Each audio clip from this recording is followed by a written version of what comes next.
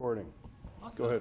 So there are two things we'll talk about. One is drones that are completely off the grid. It sort of looks like this. This is a drone that is made out of cardboard and it works more like a glider. It's intended for humanitarian aid. You can fill it, I think you can fill it up to 2 pounds worth of equipment inside of it, primarily medicine. So that's a drone as a delivery vehicle for someone. Exactly, and so in emergency areas or in refugee camps, planes or military planes flying over or helicopters that can drop it down with aid inside of it that's much needed, especially medical related aid. Okay. And so in terms of threats, vulnerabilities, and risk, it sort of mitigates all of them because it's off the grid. There's nothing connected to it. And the goal for this company, I think Everfly, is to make it out of a mushroom-based material, so it decomposes, so it's sustainable too. Okay. So it's quite cool to see drones being used in this sort of respect. And then the second, yeah, we're just going to talk about Facebook's internet drone. So it looks something like this. So I think it took its first flight earlier in the summer, and basically it's going to, right now I think it's like the plan was to fly over like less developed countries. So where internet is expensive and not many people can afford it. Oh, so people get connectivity. Yeah, can get access and be connected to.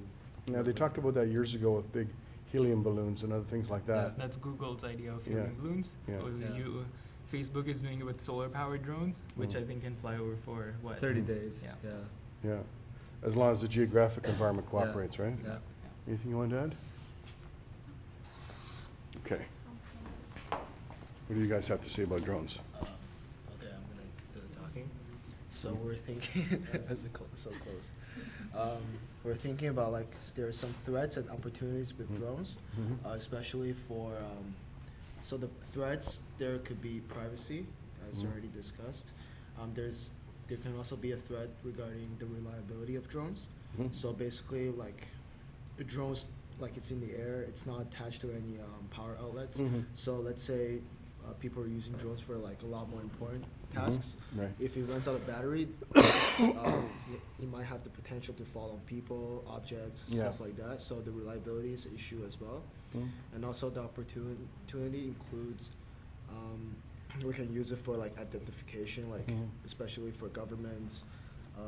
They can, instead of using the security cameras, they can have drones flying around, controlled by police and stuff to identify, bad people, stuff like that. Anything else from this group here? You guys have something? We do.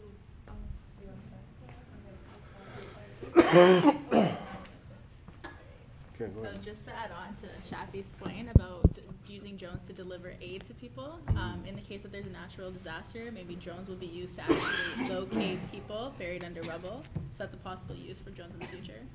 And another thing that we thought of was, like, I think it was pretty interesting, but we think that maybe in the future, what if drones actually, like, replace cars? Especially because, like, one of our group members actually said something pretty interesting, that he has, like, a father who wants to, like, retire in this very rural area, and they were, like, asking, like, what would be, like, an issue? Like, wouldn't it be hard to get your groceries? And he was like, oh, I can just, like, get a drone to, like, deliver all of the things I want to buy outside.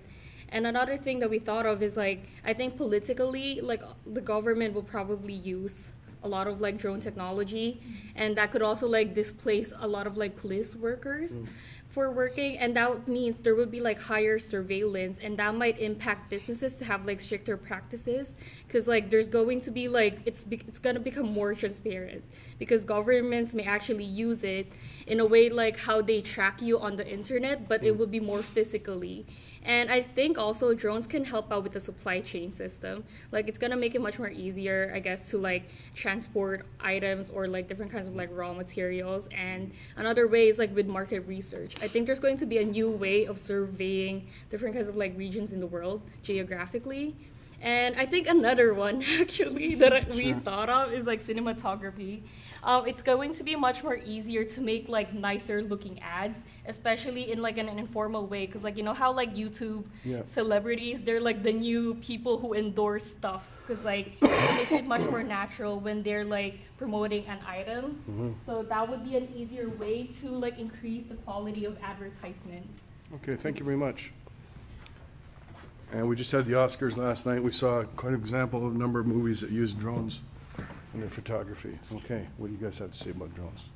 Hi, so I was thinking of maybe drone can be a charger, which means with the wireless charging function, with the drone in the air, another drone can come up and charge on the air instead of going down to get charged. Oh, that's a cool idea.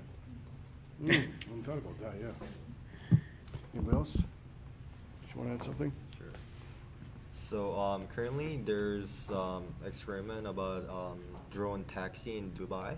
Mm-hmm. So this Chinese drone factory made out this drone called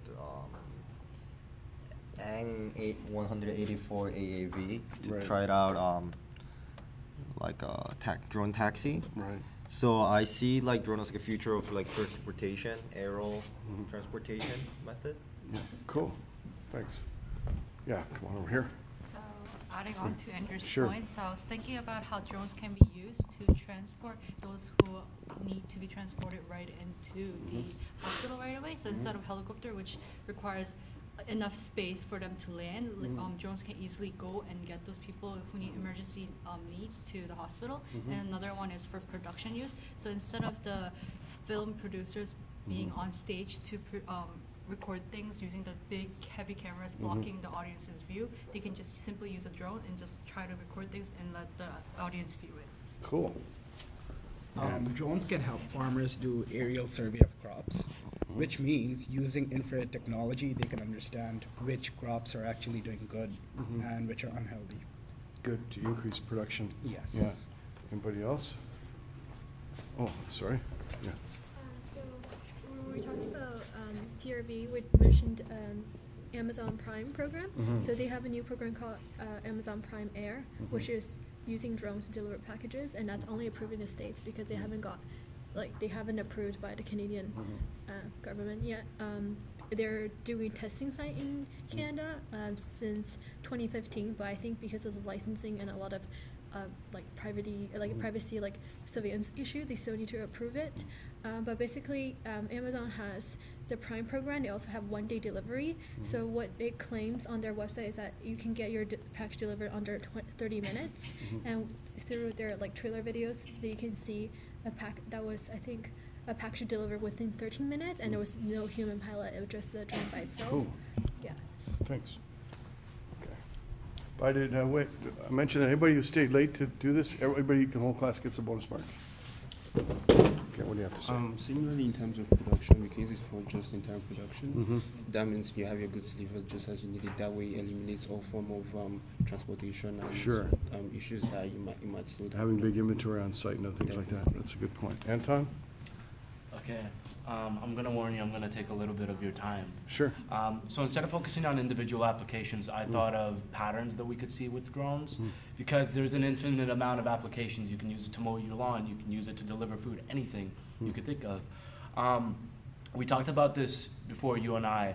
Battery life is going to increase. That's a thing that's going to happen because people don't like that drones can't stay up in the air as much as they want. So battery life is going to increase either the way Cheng said, where it goes up somewhere and charges, or it just increases. From there, I can see a differentiation in the types of drones. So you'll have the small ones for personal use, sort of like the one that, if you can see. Sit down lower. So the one that, when you can see on Kickstarter, I think, where it comes out of your phone, it takes a selfie or whatever and flies back in. Versus like the military drones or the ones that cost like $3,000, $4,000 with the 4K cameras, whatever. And beyond that, there will be a proliferation in apps and services. So when everyone has like a little drone that's sturdy, that has a lot of battery life, and that can perform literally any task, you'll have a differentiation in apps and maybe Exactly. the types That's of the thing I drones. was trying to parallel Yeah. between phones. So you will buy a drone that'll have modules on it. You can attach 2 arms, 3 arms, landing. It can paint, it can draw, it can blow liquid out of a jet, all these types of things, And right? you connect apps to it, and Exactly. And beyond that, I could probably even see major corporate services starting from drones. So, like we saw the Intel drone swarms, where they program drones to sort of arrange themselves in a pattern.